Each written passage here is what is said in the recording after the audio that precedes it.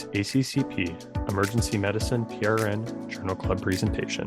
I'm your host, Christian Kroll, an emergency medicine and ICU pharmacist at the University of Iowa Hospital and Clinics. To view this recorded presentation, head to our YouTube channel at youtube.com/ACCP-EMED-PRN. And for PRN members, slides can be found under the Business Documents section on the ACCP Emergency Medicine PRN website.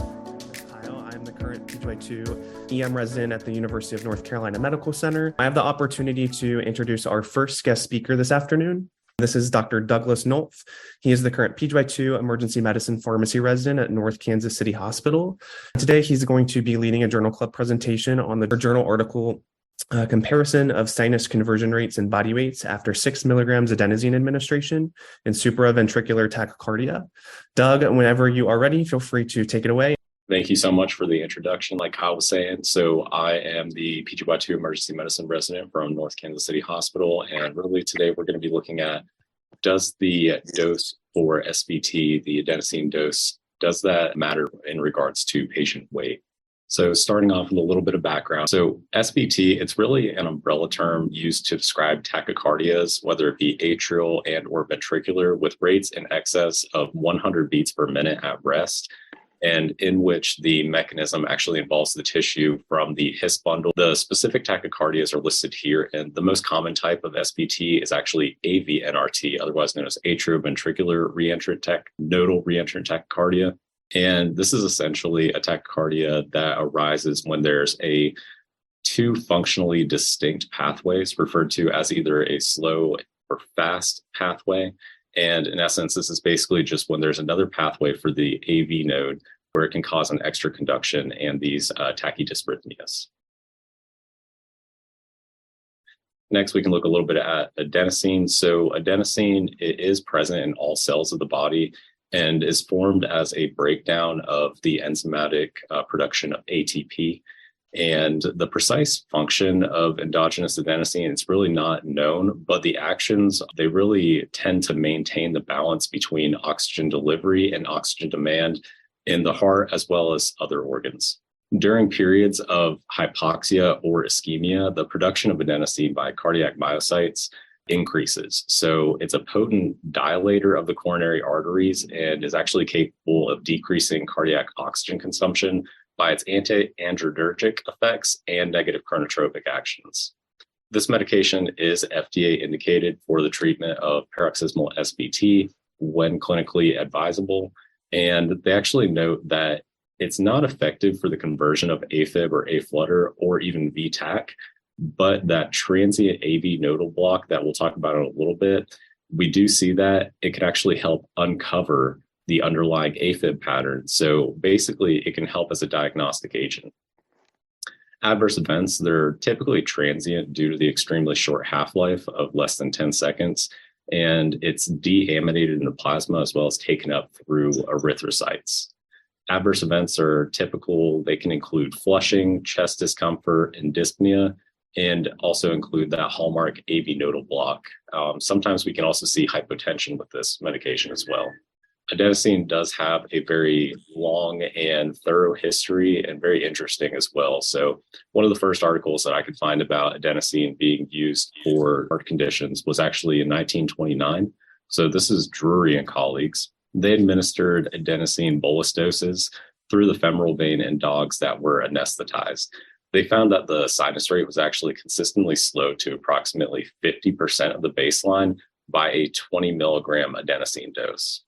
So more hypothesis generating. And then now we get to 1930 with Honey and colleagues.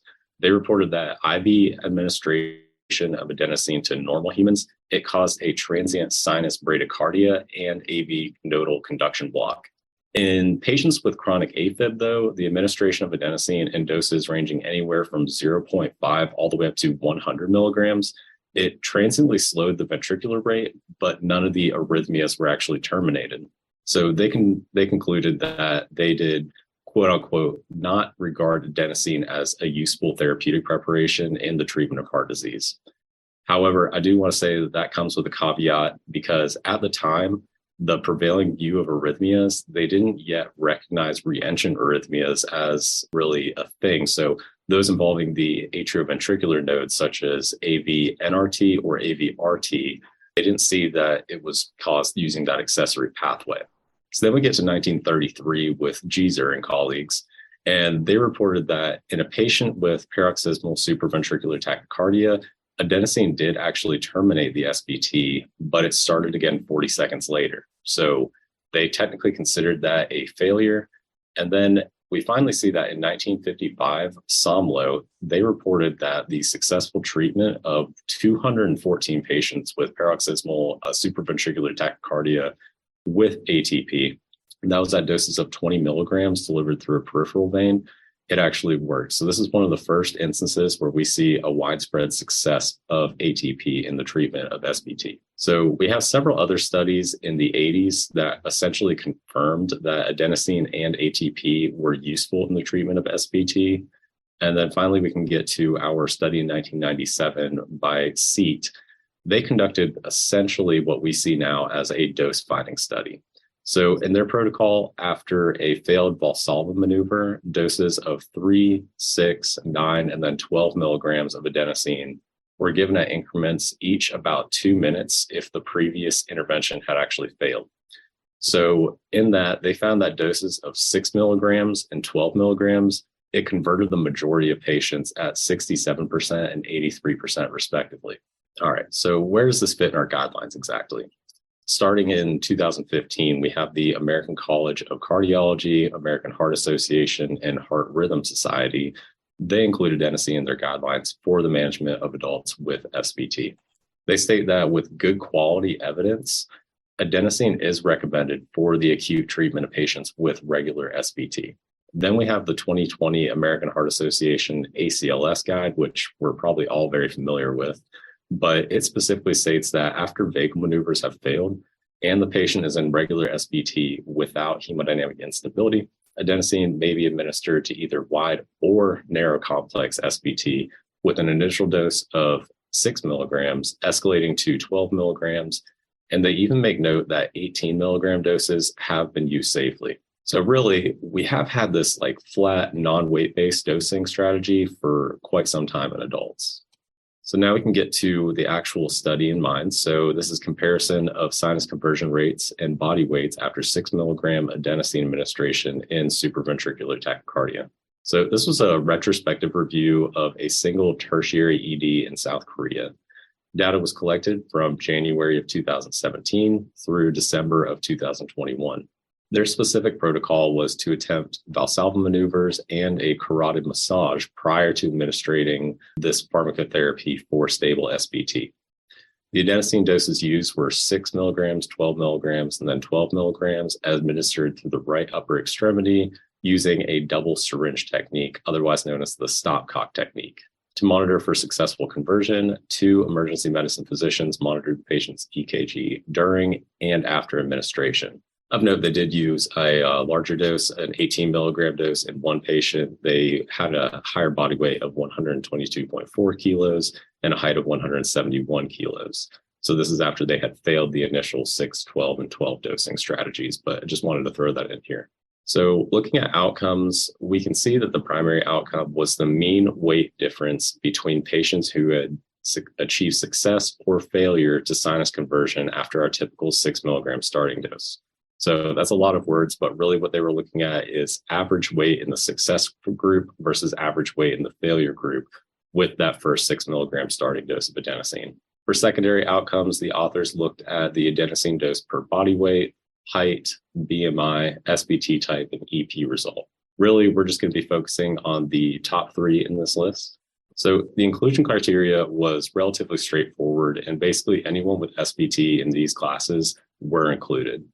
I do find it interesting that they were able to differentiate between each type of SVT through this retrospective review, since I'm sure that some other people have also had the same thought, is that, documentation of the SVT type prior to administration might not always be, there in the chart itself. The exclusion criteria is a little bit more drawn out, and essentially children and adolescents were excluded. Patients showing SVT with aberrancy were excluded. Recurrent SVT after RFCA or radiofrequency catheter ablation, pre-medication with calcium channel blockers, and signs of shock.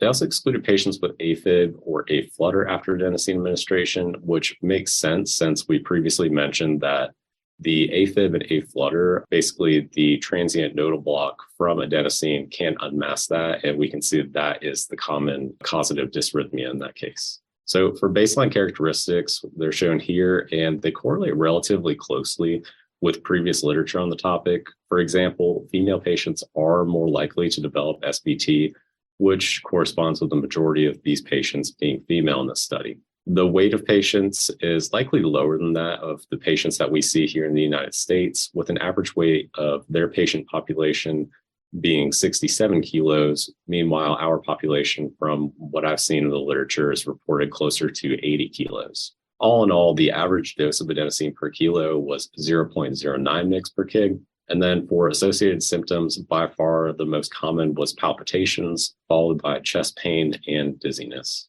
So continuing on the baseline characteristics, we have a relatively healthy patient population with hypertension only in about 22% of patients, diabetes in about 8% of patients, and dyslipidemia in only 15% of patients. The types of SVT are listed here, and this aligns closely with the other primary literature showing that the majority of SVT is going to be this AV-NRT followed by AV-RT. Looking at statistics, continuous data was expressed as mean plus or minus standard deviation or medians with interquartile ranges based on the results of that normal distribution analysis. According to the normal distribution analysis, independent t-tests were used to compare patients' weights and heights for first sinus conversion success and for the failure groups after the 6 milligram administration. The chi-squared test or Fisher's exact test were used to analyze categorical values as appropriate. And then according to the results of the independent t-test, a Kaplan-Meier survival analysis was used to analyze the first sinus conversion success rate by the patient's mean weight and height. Finally, a bivariate logistic regression and receiver operating characteristics curve were used to calculate the cutoff values of adenosine dose per kilo in body weight, with a p-value of less than 0.05 considered statistically significant. So looking at the primary outcome, which just to restate was the mean weight difference between the patients who had success or failure to sinus conversion after the first 6 milligram adenosine administration, we see that patients who converted successfully from the first dose were significantly lower in weight than the group that failed to convert. And this is 61 kilos versus 78.4 kilos with a statistically significant p-value of that less than 0.001. Notable secondary outcomes are reported here, and essentially they found that the weight, height, BMI, and adenosine dose in milligrams per kilo were all significant factors in first dose success. All those were statistically significant, as we see with p-values less than 0.001. So I'm going to spend a good bit of time on this one because it is important, but it's also a little bit unique. So as a visual analogy, we do have these Kaplan-Meier survival analyses to analyze that first sinus conversion success rate based on the patient's weight on the left and patient's height on the right. So when the weight and height were divided by 70 kilos and 170 centimeters, there was a clear difference in success rates between the two groups. After the first dose, the group with body weights less than 70 kilos had SVT termination rates greater than 50%, while 1/3 of the patients in the group with body weights greater than 70 kilos converted sinus rhythm. Similar results were observed between patients with heights less than 170 centimeters and those that were taller at greater than 170 centimeters. So I find it interesting that they did use a Kaplan-Meier survival analysis in this, since we typically see that in mortality outcomes, but also it's typically in like a stepwise or staircase fashion, where here we see kind of smoother lines.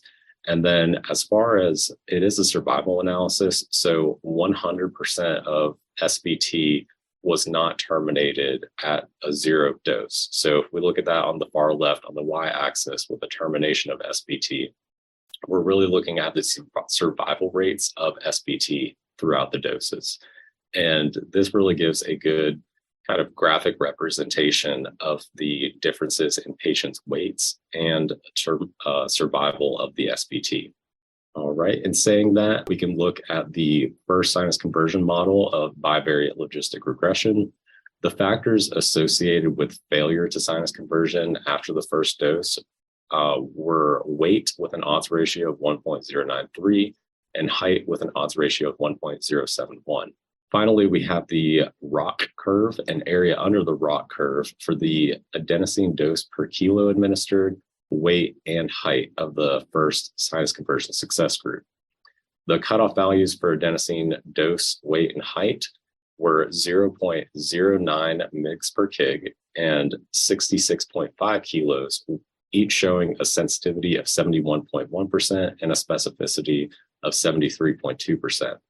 As far as height goes, our cutoff value was 165.5 centimeters with a 72.3% sensitivity and 71% specificity. All in all, this is really saying that the dose per kilo, height, and weight are all sensitive and specific for predicting the chance of conversion back to sinus rhythm with that first 6 milligram dose. So moving on to the discussion, the authors really did want to hit on the fact that this was the first study to look at the relationship between body weights and adenosine administration in adults with SVT. While previous studies did show that adenosine was effective at sinus conversion, this really looked at determining the weight-based dose for predicting sinus conversion rates. Going off that, they do state that the mean dose in milligrams per kilo was found to be statistically significant, and it was a determinant for termination of SVT. Moreover, they found that through the ROC curve and the dose per kilo, weight, and height, they're all relatively sensitive and specific at determining the success rate of adenosine for terminating SVT. Then finally, the authors state that with patients that are weighing greater than 70 kilos, clinicians may need to consider doses greater than 0.09 mg per kg and up to 0.1 mg per kg to increase that first dose conversion rate. So in conclusion, they're kind of restating a lot of the discussion, but the authors state that both the height and weight are significant determinants of first dose success in SVT. And as patients' weight and height increased, the authors found that that first 6 milligram dose was really not sufficient to convert patients back to sinus rhythm. Extra doses were typically required in these groups.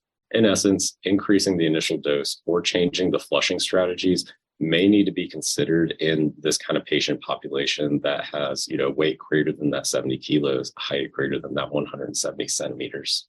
I find it interesting that they mention the flushing strategy here, as it's really not mentioned elsewhere in the paper. However, I do know that this 2-syringe method, otherwise known as that stopcock method, anecdotally, it seems like in theory, it should be a quick intervention, but it does typically require 2 individuals to administer quickly.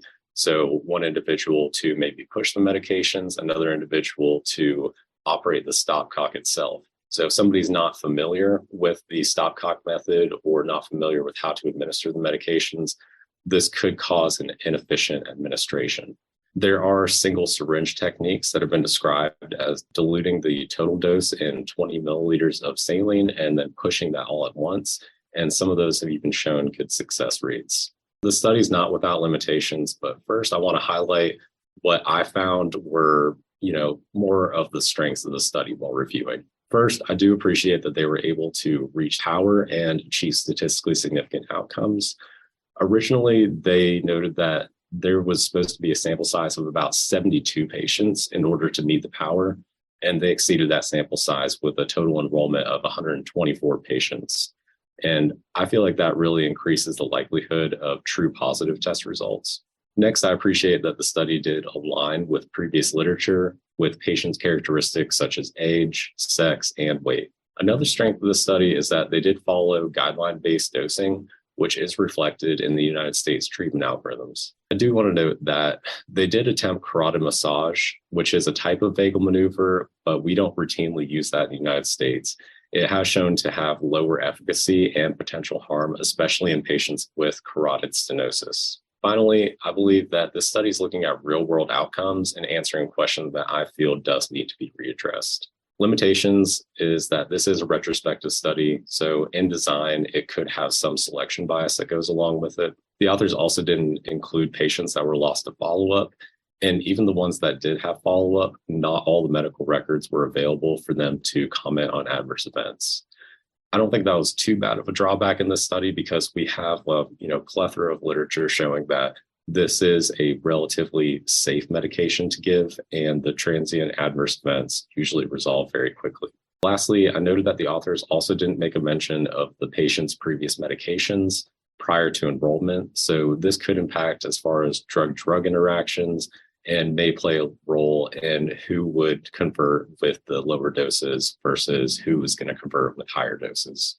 So my personal conclusion, I do think that this was a well-done study, and it does add to the literature addressing the fact that our patient population, especially in the United States, is changing. It goes without saying that overweight and obese patient populations are on the rise, and medications that aren't based on patients' body weight should periodically be reviewed and basically checked for continued efficacy.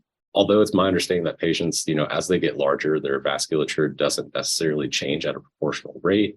This study, along with the anecdotal evidence that I've seen in practice, really questions that idea. So next, I also kind of questioned the external validity of the study due to the difference in patient populations, especially regarding size. But on the other hand, if they were able to show such a drastic difference with their smaller patient population, I would think that in populations with larger patients, this would actually be an even greater difference. I did appreciate the use of the receiver operating characteristics curve to estimate the sensitivity and specificity, because that's something that I don't typically see in a lot of research papers. So my final takeaway is that although this might not be practice changing for me, I'll definitely keep this in the back of my mind when I'm administering adenosine to patients that weigh greater than 70 kilos or have heights greater than 170 centimeters. This study, along with some of the anecdotal evidence that I've seen in practice, I tend to agree that larger patients, they don't necessarily respond as easily to that first 6 milligram dose, and extra doses would be needed in most of these scenarios. For future studies, I do think that another study looking specifically at BMI cutoffs, I think that would be a really good study also. So I'd like to acknowledge my journal club mentor, also my RPD, Megan Musselman, for helping me put this together and really giving me a lot of good feedback along the way. And with that, I can go ahead and take questions. If you have enjoyed this presentation content and would like to hear more, subscribe via your favorite podcasting app. Additionally, make sure to check out our YouTube page for all recorded presentations. Thank you for listening to this week's ACCP Emergency Medicine Journal Club presentation. Join us weekly for a review and discussion of new journal articles in emergency medicine.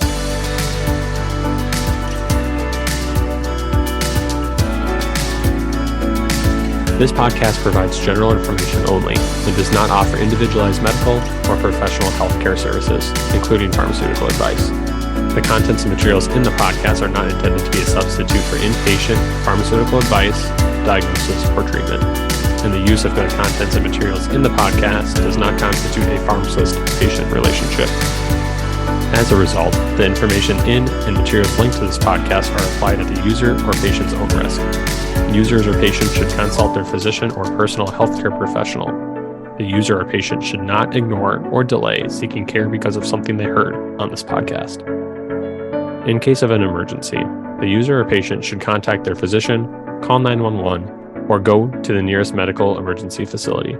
The views and statements expressed on this podcast are those of the host and guest and should not be interpreted to reflect the official position or policy of ACCP or the Emergency Medicine PRN.